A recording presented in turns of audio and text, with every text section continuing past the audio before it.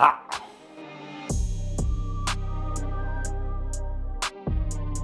في ديتيلز كتير جدا في السنيكر ده، فلازم تكمل الفيديو عشان تشوف. دلوقتي هرجعكم البيت تاني.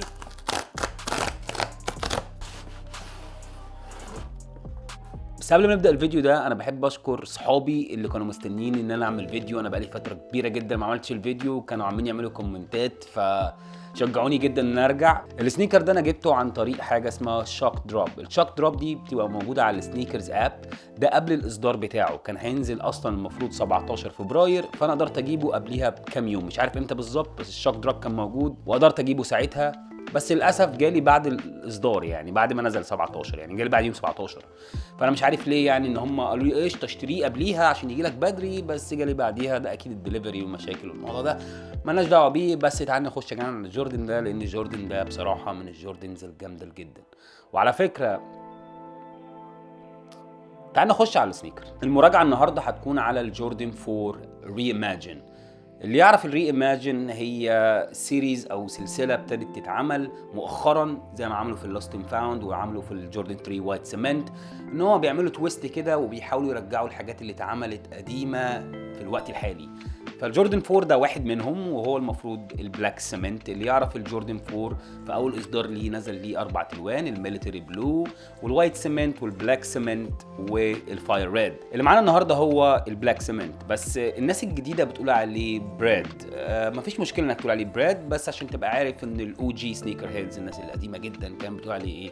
بلاك سيمنت، اللي هو كان اصلا نزل باسم بلاك سيمنت. وفي السلسله بتاعت الري ايماجن دايما بيكون في تويست فيها عشان يبينوا ان هو ده كان اصدار قديم والكلام ده كله. بس التويست هنا بادئ من الصندوق. لو تعرف الجوردن 4، الصندوق بتاع الجوردن 4 ما بيبقاش شكله كده، بيبقى السيمنت ده تحت والاسود ده فوق.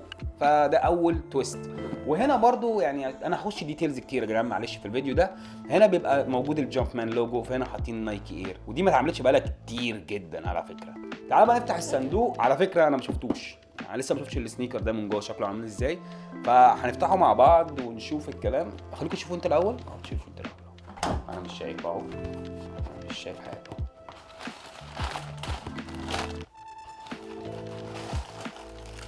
ايه الكلام؟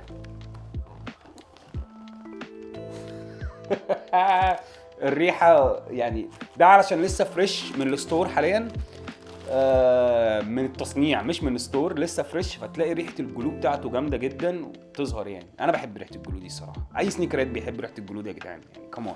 انا خدت بالي من التويست التاني حاليا، ديت بتبقى اورنج ما بتبقاش بلاك. يعني في الاصدارات القديمه هوريكم واحده لونها اورنج، فده تويست جديد، دي حاجه جديده.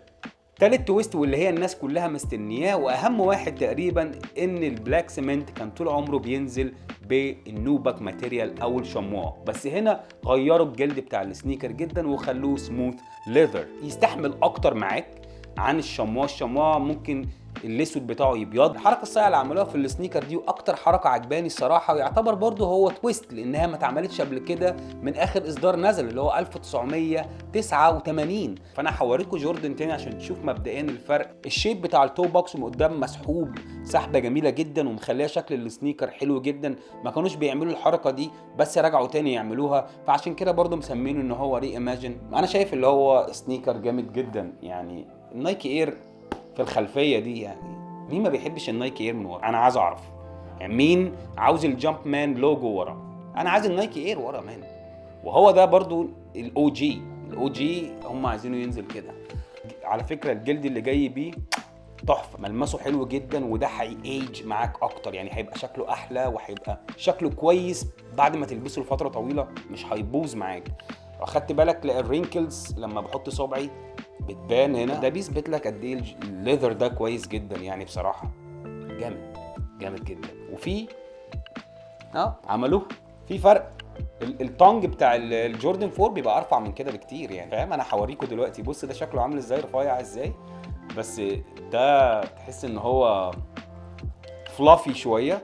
وطبعا واخدين الفكره دي منين؟ جوردن 4 باين جرين اس بي. فلما عملوا الاس بي دايما في السكيت بوردنج شوز بيحطوا يكون اللسان بتاع السنيكر يكون تخين شويه عشان يريح وكده.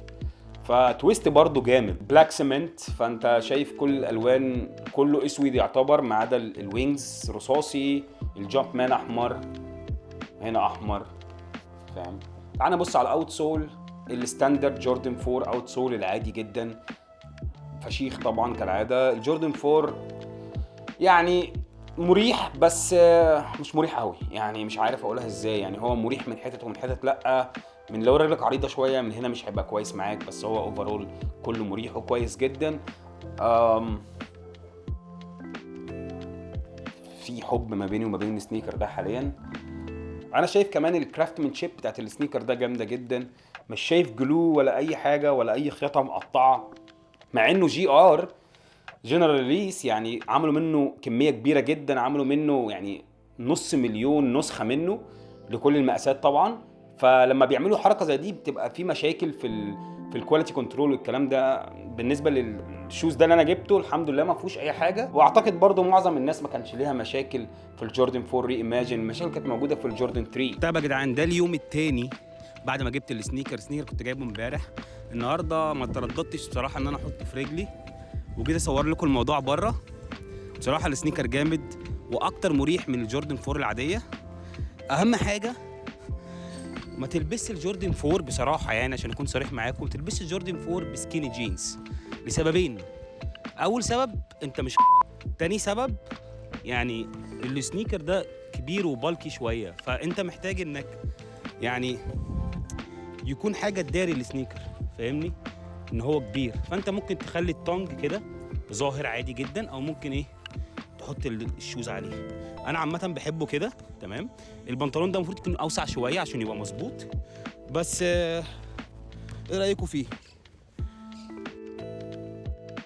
يا جدعان؟ خليكم متابعين واعملوا سبسكرايب عشان تشوفوا الفيديوهات الجايه. الفيديو الجاي هيكون اعتقد على اللوست اند فاوند، يعني انا جبت الري ايماجين 4 الري ايماجين 3 واللوست اند فاوند، انا عايز اجمعهم كلهم وهعمل فيديو على اللوست اند فاوند. بعد كده هعمل فيديو حريت البريد، حريت الوات سيمنت، وحريت اللوست اند فاوند، يعني هعملهم كلهم في فيديو واقول لك انا واحد احسن بالنسبه لي انا، وبرده بالنسبه لك طبعا تقولي في الكومنتس بالنسبه لك ده جامد جدا او لا، ولا السيمنت ولا اللوست اند فاوند. فما تنساش تعمل سبسكرايب، واشوفكم في فيديو جديد وسنيكر جديد. السلام عليكم.